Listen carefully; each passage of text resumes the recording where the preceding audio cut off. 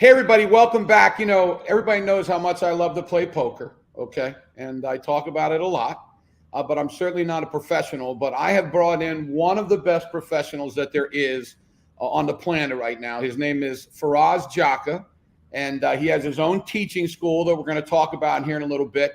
But he has done some amazing things in his career. Faraz, how you doing? Doing great. Thanks for having me, Jim. Great to Absolutely. connect. I know this is a crazy time for you right in the middle of the World Series of Poker. So I really appreciate you coming on. I know my homeboy, Al, that you know, I think that's one of the main reasons why you came on with me. So thank you so much. Totally. So I really wanted to talk about your life as a poker player. Why don't you go back to when you started playing poker? Because I've read up a little bit on how you started and how it all got going. Why don't you talk about the very beginning? So I started playing poker my sophomore year in college at the University of Illinois. No, my freshman year in college, University of Illinois, Urbana-Champaign, in the dorms, $5, $10 dorm games. Really felt like I had a knack for the game, wanted bigger games, so started kind of hosting my own game, wanted bigger games, so started flying out to college. I started flying out to Vegas on weekends, started playing online poker. I actually ran it up to about $180,000 while I was a sophomore in college. And really just kind of changed my whole life, my priorities, got a little bit ahead of myself. I didn't really learn the fundamentals properly. No one ever taught me bankroll management. So I was playing too big. People started picking up on my fundamental weaknesses and ended up losing it all about 8 months later. Which was a very tough experience as a 19-year-old to go from hero to zero. Had to take a semester off school to really get my mental health back in check. And you know what? It was the best thing that ever happened to me because I learned so much from winning and losing that.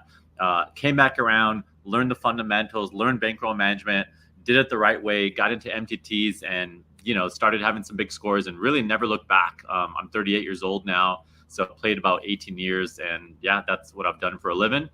Now I have a wife, I have a 3-year-old, another baby on the way. So I don't want to be on tour all the time, which is a big part of why I started Jaka Coaching, my training site. So I'm teaching a lot of other people like yourself on how to crush it.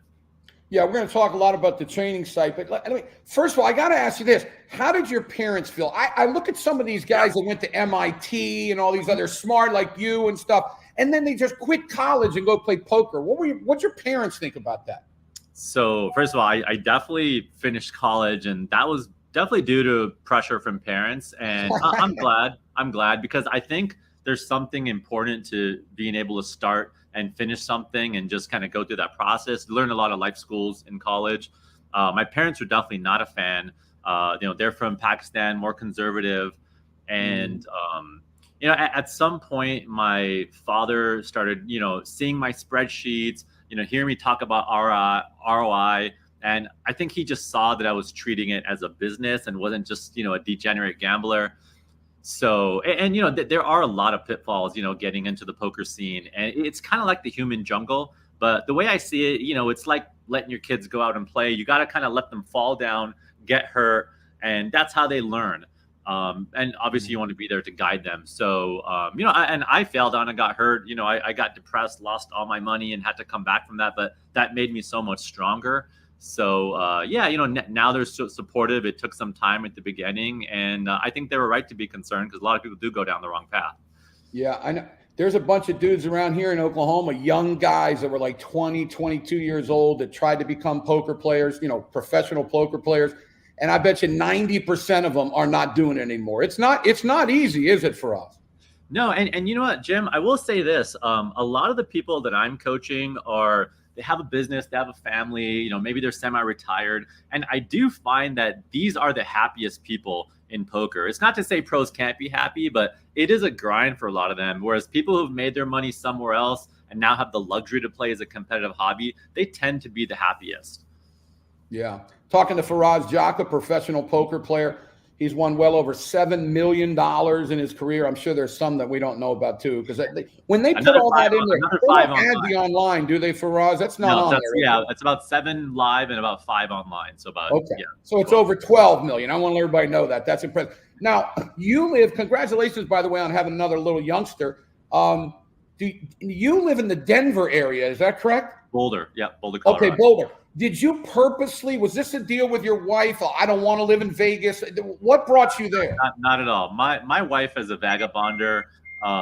She's from Brazil. And before we met, she was already, living in Bali, living in Argentina, living in London. And I was also traveling the world. So we were just kind of a match made in heaven. And that way we could live wherever we want. I run my business remotely and, I travel to play. But, when I'm at home, I'm not really trying to play poker. I want to spend time with my family. I want to teach my son things, get quality time with my wife. And then 5 days a week, I'm grinding on my business, trying to help other people get better at poker. So, yeah, I just kind of like that separation that, when I fly out and travel, I'm laser focused on poker. When I'm home, I'm focused on family, health, and business. So I follow you on Instagram. People, you should follow me. He's a great follow. I mean, it's just unbelievable. You can watch all the tournaments. But let me ask you this.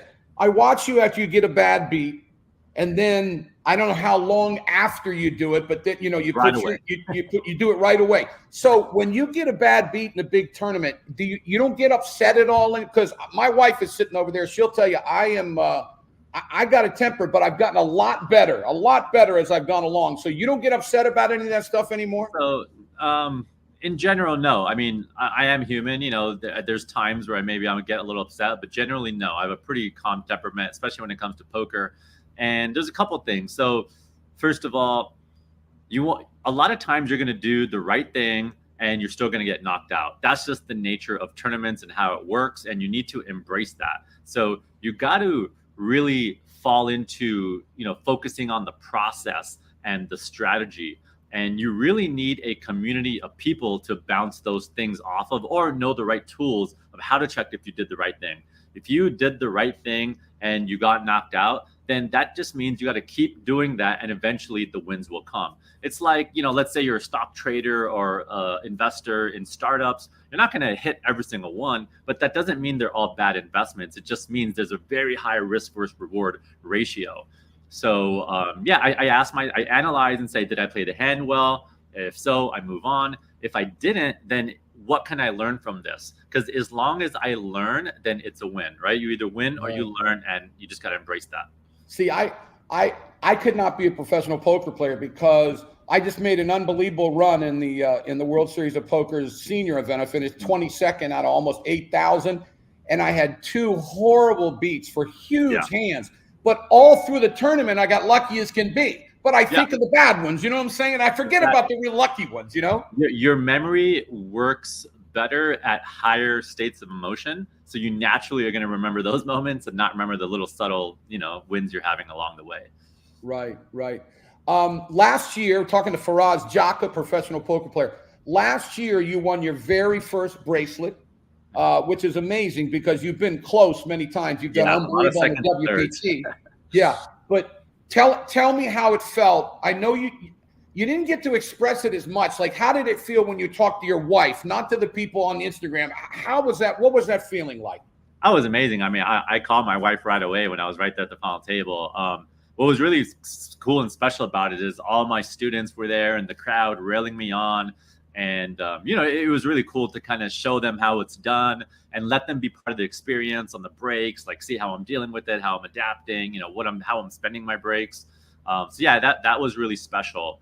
I actually came 219th in the main event 3 days before that. And I wasn't really happy with my bust out hand. I thought I made a mistake, and that was really stinging. So, I came back determined that, I'm going to make up for it by just playing really good poker in these side events. And boom, 3 days later, I won my bracelet. So it was just an amazing week. That's just awesome. Okay. I want to talk to you about Jaka Coaching, right? Tell us how long you've been doing this. Just tell why you decided to do it. And for people, I got a lot of great poker players that listen to this program. Matter of fact, some of them are asking me to do a class. I said, you don't want me to do a daggone class. You're not going to do anything. But I keep seeing people that are your students winning things all over the place. Tell us exactly what this is all about. Yeah. So, I've always had people reach out to me for coaching, but didn't really have the time. I'm busy traveling the world playing these tournaments. And during COVID, all the tournament tours shut down. So all of a sudden, I had nothing to do. And So I started taking on some, one-on-one coaching clients. My wife was pregnant with our first baby at that time. So I was like, okay, maybe it's smart to, build some income elsewhere outside of traveling anyways.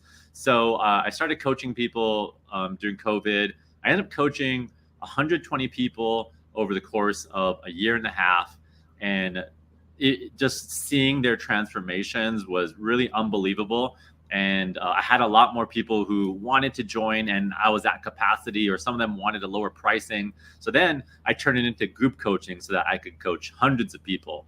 And then that kind of evolved into a training site. So now what it is basically it's a membership-based site where, every week there's a live lesson that you could come into and ask questions. And even if you can't make it live, it gets recorded and put into the library. Then we also have about 180 training videos covering every single topic. A lot of people get thrown into training sites, getting overwhelmed. So what we do is we have learning paths, start here, move on to here. I have put them in the optimal order. The other thing I think a lot of people miss in training sites is people never learn the right tools and the right environment, even how to learn, right? So one of the first things I do is teach you how to write down hand histories. I've never met a winning poker player that isn't writing down their hands. You write them down and then you analyze them later. You ask other people for it. The number two is having other people to talk hands with. So we have a Discord community where you could ask hands, discuss with other people. Our coaches come in there and answer hands every single day. That's step number two. And then step number three is watching those training videos, coming to those live lessons. So if you could dedicate 4 hours a week to studying poker, even if it's not every week, but as many weeks as you can, then you're going to be ahead of the curve and ahead of the competition. Okay, so for the people that are listening out there right now, tell them how they can get involved in this if they want to. Get into this thing. Maybe you can even, I don't know if I'm just throwing this at you, so I apologize, but no. Maybe you could give a little thing of, hey, if you call in from Jim Traber, I'll give you a little bit. Like, what can we do? Well, I already made something special this for you guys. Oh, so, great. Jaka.poker/Judy, Judy. She's one of my students. She has been crushing. She just won second place in the 10K win, the seniors event, for what was it? It was about $236,000. I saw that. So I have a 4-part lesson with her where we go through her $1,100 Hard Rock event, her $300 seniors event at the Borgata. Then we go through the $10,000 seniors event at the Win.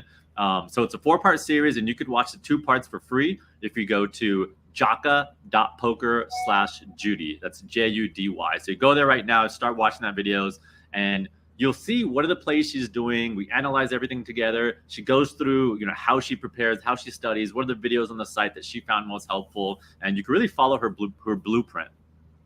Interesting. That's great stuff. And then if they like that, then you'll have something there where they can kind of go and get deeper into it. Exactly. Yeah. So then if they want to sign up from there, they could get access to the whole site. And everything's curated, so you instantly get an email. They'll be like, hey, start here, move on to this stuff later. I also have a weekly newsletter that you'll automatically get signed up to once you kind of sign up there, which I'm giving tips every single week. I get a lot of people who they're interested in joining, but maybe they're not ready right away. At least that way you could start progressing your game, reading these tips and stuff to implement in your weekly games. That's awesome. So after the World Series of Poker, I guess you'll go back home. Is that right? Yeah, so I'll go home for a little bit, and then there's a big tournament series at the Hard Rock in August, and then there's another huge series, EPT Barcelona. So August is still pretty much poker season. So I used to play all year long, and what I do now is I play, heavily June, July, August during the World Series and those other events, and then September through November is kind of family business, just kind of stay home. December, there's a huge tournament here in Vegas, the Win WPT series. So back in the grind in January, and then February through May, I kind of go back into business and family mode. So I'm kind of playing in seasons. Mm-hmm. And what's really happened to me is I've turned into one of these players who has a job, has a business, has a family that has to squeeze in poker and studying and staying ahead of the curve. So I had to change my study routine and get really efficient and create really good notes. So I've really just taken what I'm done for myself, and I'm teaching my students how to do that as well, since that's most of the profile of them as well. That's awesome. And then, of course, December, you play that one down in Jamaica too, don't you? The Caribbean one? Bahamas, yeah. Bahamas, I meant. Yeah, Bahamas. Yeah. That was a new one this year. The World Series of Poker did a Bahamas series. Yeah, that was a great event. You ever come to Oklahoma? Because we got the WPT, we got the WSOP. Yeah, you know what? That's funny you mentioned that. So I used to play that all the time. I haven't in a long time. Just recently, I was like, man, I should start going to that tournament. I have a couple of friends in Texas too. In Dallas, I could go visit. Yeah. So yeah, I think I will probably start coming back to that at some points.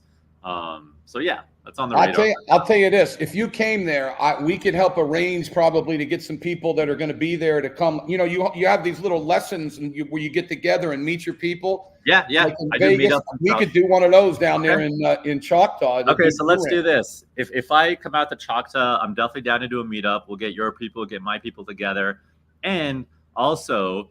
I will be happy to invite you to join one of my lessons. And if you want, I will give you a free lesson, and all your following, whoever wants to join, can join in on it. Yeah. So anyone who signs up on that jaka.poker/Judy, you'll be on my email list. So if me and Jim make that happen, you'll get an email about it. So make sure you get on there. I need some lessons. I tell you right now, I need some. You know what I do? I run really good and I run bad. That's the difference. That's everyone. What'd you say? That's everyone. No, I know. But when I run bad, I'm mad. Yeah. But I've had a good year this year. I'll tell you what. I tell all my students that for poker and just for life in general, you need 3 tools in your pocket of how do you get yourself off tilt. Tilt is a poker term for when you're emotional or you get upset, right? Yeah. So for me, one thing is doing something intense. So I'll literally, on my 15-minute breaks, I'll go run 5 wind sprints. I promise you at the end, you'll be... You're not upset anymore. It just snaps you out of it. Okay. Other thing I'll do is cold showers. And other times you need something more calming. Other times you have too much energy and you need to calm yourself down. So I'll do breathing exercises, meditation, stretching. Have 3 tools and figure them out now. Because if you wait till you're upset, you're not going to be able to figure it out. Literally right now, take a Post-it note and write, what are your 3 tools? Practice them, do them. Then the next time you're upset, you're just going to automatically go right into those things. I like that. So one more time, Faraz, give it again where they can go to. Yeah, go to jaka.poker/Judy. That's JUDY. Put your email in there. You'll get a free training video. Then you'll also be on my email list so you can know about me and Jim's future lesson that we hopefully can make happen. Awesome. I can't wait. Listen, Faraz, I know you're busy. Thank you so much for coming on and doing this with me. I really appreciate it.